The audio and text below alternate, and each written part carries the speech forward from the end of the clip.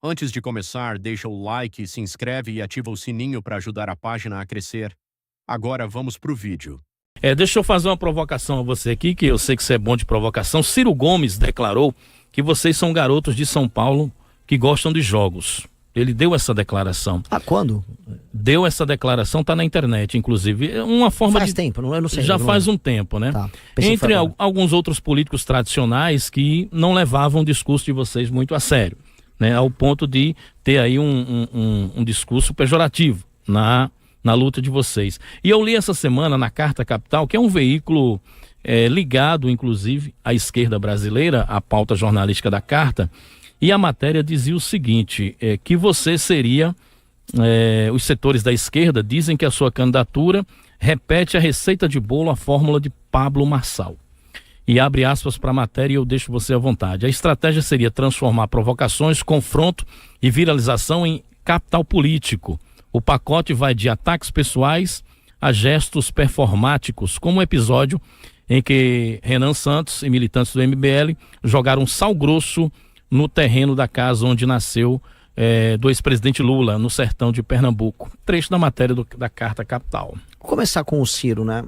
Veja só, o Ciro, ele quer chamar a gente de moleque, mas ele não fez a própria lição de casa para falar em moleque que vai pra escola, né? A gente é um moleque estudioso, a gente fez a própria lição de casa. Por exemplo, nós montamos nosso próprio partido político e não temos que ficar pedindo pinico para ninguém para ser candidato. O Ciro tem. Não conseguia nem ser candidato pelo próprio PDT, que o partido dele teve que se entregar pro PT. Lá no estado, agora ele teve que ir pro PSDB e agora vai ter que pedir ajuda do Bolsonaro. Em geral, quem tem que ficar pedindo ajuda pros outros é criança. Mãe, abre a tampa do sorvete aqui, mãe, me leva a passear. Esse é o Ciro. Então, se isso é ser adulto, sem partido, sem caminho, tendo que pedir ajuda pros outros, e ser criança pra gente é ter o próprio partido, ter o próprio caminho, então eu prefiro ser criança pra sempre, né? Ser adulto como o Ciro me parece uma ideia ruim. E sobre o comentário da Carta Capital, veja só, a Carta Capital não é um veículo de imprensa. A Carta Capital é um site ligado ao PT. Ela é um site que faz defesa do PT. E esse é um ataque normal que eles fazem. A gente trabalha com política e espetáculo. Não, a gente às vezes usa o espetáculo como instrumento para divulgar nossas ideias e não há problema nenhum nisso. Dito isso, eu fico muito curioso, porque se eles acompanhassem as eleições de São Paulo, eles saberiam que nós fizemos muita oposição ao Pablo Marçal. Nós temos asco do Pablo Marçal. O meu estilo pessoal não tem nada a ver com o Pablo Marçal. Sim. Não sou vendedor de curso, não sou um provocador. Eu sou uma pessoa que ficava nos bastidores. Eu construí o grupo, faço análises todos os dias, 15 horas, análises frias sobre os temas ligados à política brasileira. Sempre trabalhei com isso. Diferente do Pablo Marçal, eu escrevi meus próprios livros. Diferente do Pablo Marçal, eu montei um grupo político em que as pessoas confiam em mim e não num truque que ele dá, que só dura uma vez, né? O truque do Pablo Marçal é aquele truque que ele te encanta, bate tua carteira, mas depois você nunca mais confia nele. Não é o nosso padrão. Muito bem. Ô, Renan, qual é o tipo de eleitor que vocês buscam, né? Eu vi nas suas redes sociais que esse partido é um partido, você declarou isso aí, né, num vídeo, de homens jovens, né? O discurso de você, que você falou isso na sua rede social. Bom, é um partido de homens jovens. O que seria exatamente? Como assim? Olha, a demografia que nos apoia, ela é fortemente jovem e ela é fortemente masculina. E por quê? Porque na política, em geral, quem acompanha mais política, isso em todos os lugares, é mais homem do que mulher. E em geral, as ideias novas surgem com homens jovens. Isso em geral, você vai ter ideias novas, surgem com pensadores, e essas ideias vão se expressar majoritariamente com homens jovens. E candidaturas novas surgem também com homens jovens. Então eu pego, por exemplo, o Trump, quando ele surge, ele começou com um movimento MAGA, que era um movimento masculino e mais jovem. Bolsonaro, também em 2014, 15, 16, mesma coisa. Vamos pegar o Milley, mesma coisa. Essa é uma tendência normal. E essa é uma tendência, inclusive, saudável. É igual, eu dou sempre exemplo daquela banda de rock que tocava na garagem, ia os amigos assistir, aí uma hora ela fica famosa, ela vai tocar no estádio. Existe a fase de estar na banca de garagem com seu público jovem, em geral rapazes, e depois vem as moças. A gente tá, ou estava nessa fase. A gente tá começando a sair, parar de fazer o show na garagem, agora a gente foi para um bar maior, a gente tá nesse processo de crescimento. E as pesquisas mostravam isso. A pesquisa Atlas nos mostrou que entre os jovens de 16 a 24 anos, a gente já tem 21% de intenção de voto. Para um partido que foi fundado há 2 meses. Quando a gente faz um recorte, homens jovens de 16 a 24 anos, isso sobe para mais de 30%. E isso é muito alvissareiro, isso é muito interessante, porque isso mostra, vamos dizer, que as novas gerações, elas já estão acompanhadas de uma ideia, e essa ideia é a nossa. Muito bem, então é um partido de futuro e para o futuro. Sim, é um projeto de longo prazo. É um projeto que a gente construiu, assim, para durar. Não é um projeto feito para essa eleição. Tanto que, assim, tem vários políticos que estão querendo chegar. Chega aí, eu quero tocar o partido aqui no nosso estado. A gente, não. A gente não vai vender o almoço. Já tem assédio, né? Sim, e a gente não Partidário. Exato. E a gente não vai vender o almoço para pagar a janta. No sentido de que nós não vamos fazer vários acordos de curto prazo para passar da causa de barreira para ir bem na eleição. Não. O foco é formar uma galera boa, treinar essa galera, fazer boas lideranças, as pessoas começarem a mudar a vida das pessoas, tudo ao seu tempo. Tudo ao seu tempo. E esse homem jovem, Renan Santos, ele tá ligado a qual classe social? É classe média? É classe baixa? Qual é o poder aquisitivo e o nível cultural desse homem jovem? Varia muito. Varia muito. Varia muito. Aí, nesse ponto é muito diverso. E assim, varia regionalmente, varia em termos de classe, em termos de região. O que é mais em comum não importa muito a classe social, são pessoas mais bem informadas. Pessoas curiosas intelectualmente. Até porque hoje, assim, por preguiça a pessoa pode escolher 3 caminhos e por inteligência esse homem jovem vai escolher um. Por preguiça ele vai no lulismo, ele vai no bolsonarismo, ou ele não é nada, ele não acompanha a política. Se ele começa a estudar, em geral ele vai cair no nosso universo. E isso explica por que os melhores jovens, quando você vai pegar de famílias humildes, gostam da gente, ou quando eu vou pegar um jovem que está no INSPER, que é uma das faculdades mais caras do Brasil, ou no ITA, que é a faculdade talvez mais difícil de entrar no Brasil, eles adoram a gente, porque realmente a gente forma o pensamento que acompanha eles nessa geração. Qual é a sua idade, Renan Santos? 41. Eu não sou jovem, mas... 41. Mas está no pique, né? Para ser candidato, tem todo um futuro pela frente na política. Certamente já tem um trabalho construído junto com os demais. Renan, você disse Bolsonaro traiu a nossa revolução. Por quê? Muito simples. O Bolsonaro, ele se elegeu surfando a onda das nossas manifestações, surfando a onda da Operação Lava Jato. Então logo ele entrou, ele pegou as manifestações e transformou elas num culto à personalidade dele, e pegou a Operação Lava Jato, que vinha prendendo vários políticos. Lula é o mais famoso, mas boa parte da classe política brasileira, da elite da classe política, do centrão, empreiteiros, foram presos. E ele trocou isso pelo salvamento do filho dele, Flávio, que foi pego num desdobramento da Operação Lava Jato, que era a Operação Furna da Onça, lá no Rio de Janeiro, por cometer crime de peculato. E o que é crime de peculato, para quem está assistindo? É uma série de crimes que envolvem apropriação de dinheiro público. E ele fazia isso como? Ele botava pessoas para trabalhar no gabinete, elas fingiam que trabalhavam, elas nem iam trabalhar, e aí elas sacavam o salário delas, ficavam com 20%, 30%, e o resto davam tudo para um operador dele que chamava Queiroz, que juntava esse dinheiro e pagava o Flávio, sejamos honestos. Uma parte desse dinheiro era lavado numa loja da Copenhagen, que ele tinha. E aí, curiosamente, né, descobriram que o Flávio, o Jair, os outros membros da família tinham dezenas de imóveis. Uma parte desses imóveis comprados em dinheiro, em cash, né? E isso aí não é opinião minha. Isso tudo tem prova, porque às vezes as pessoas vêm na internet, não tem prova. Tudo tem prova, tudo tem depoimento. Isso só não andou por conta de decisões de cima que pararam a investigação. Decisões que vieram, inclusive, do ministro Gilmar Mendes, que os fãs do Bolsonaro gostam de falar mal dele, mas na prática, assim, ele beneficiou o Flávio. E aí o Jair entregou, né, e a gente percebe que isso aconteceu tudo ao mesmo tempo. Ele entregou a PGR para um petista, ele entregou as nomeações para o STF para pessoas que ao longo do tempo tomaram decisões que prejudicaram a Lava Jato e se juntaram ali àquela turma do STF. E aí o resultado tá aí. O Lula foi solto, todo mundo foi solto, a roubalheira voltou. A roubalheira voltou tanto que logo após acabar a Operação Lava Jato, começou o que a gente chamou hoje de escândalo do Banco Master. O escândalo do Banco Master começa um dia após acabar a Lava Jato.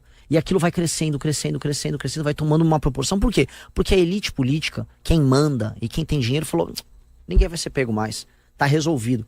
Voltou a festa. E voltou. Tanto que os escândalos, tanto do INSS quanto o escândalo do Banco Master, são em peso similares ou maiores do que o próprio Petrolão que foi pego pela Lava Jato. Sim.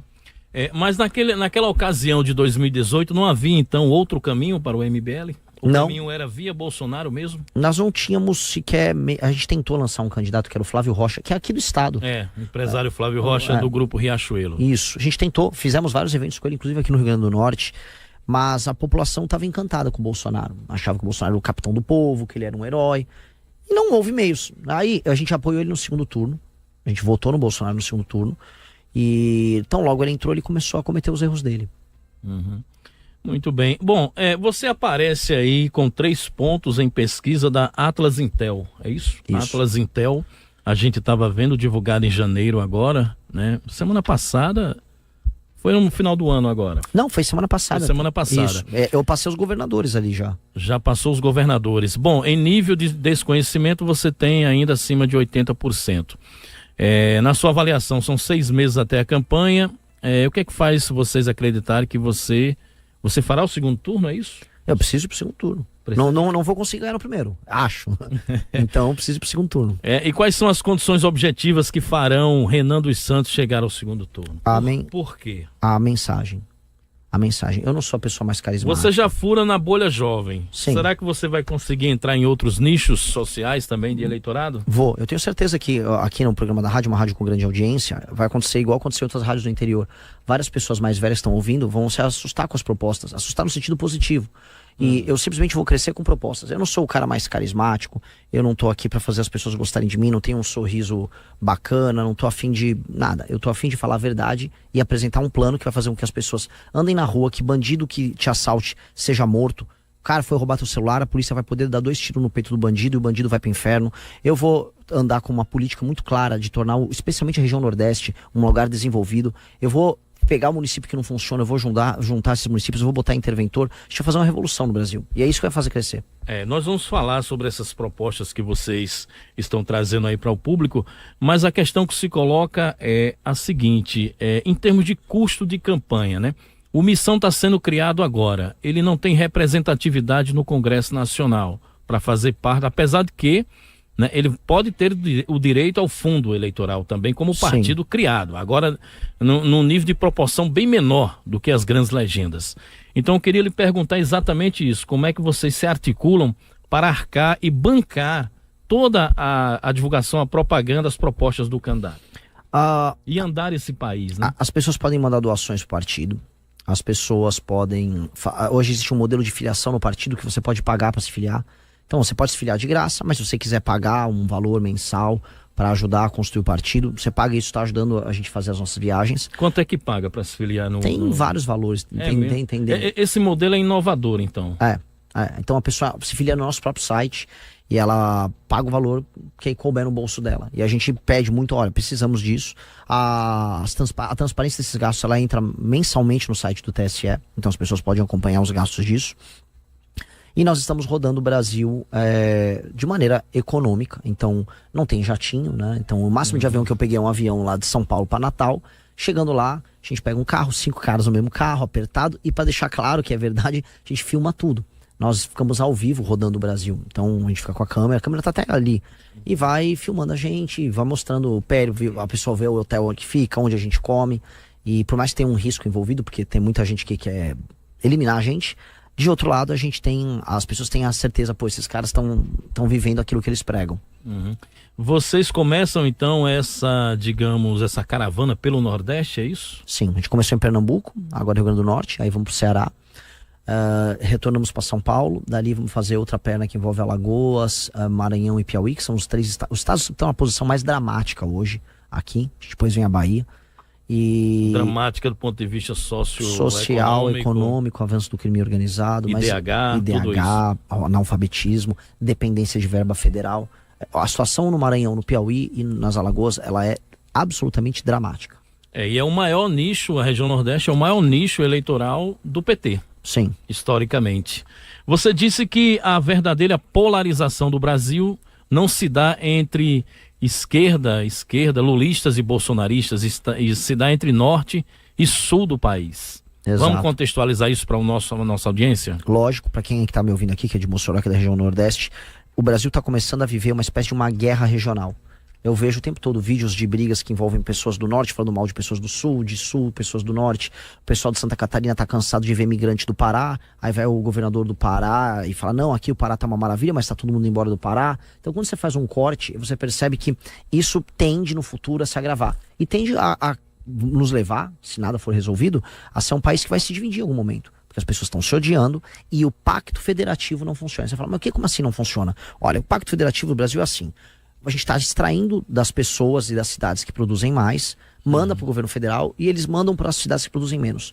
Isso poderia funcionar se os lugares que estão produzindo menos, um exemplo é o Maranhão, ele fizesse lição de casa, começasse a crescer, mandasse a arrecadação e você equilibra. Mas não é isso que está acontecendo. Pelo contrário, a população continua muito pobre, a vida não melhora, os prefeitos são extremamente corruptos, gasta-se com as maiores besteiras possíveis. A população não vê isso, porque a população vende o voto.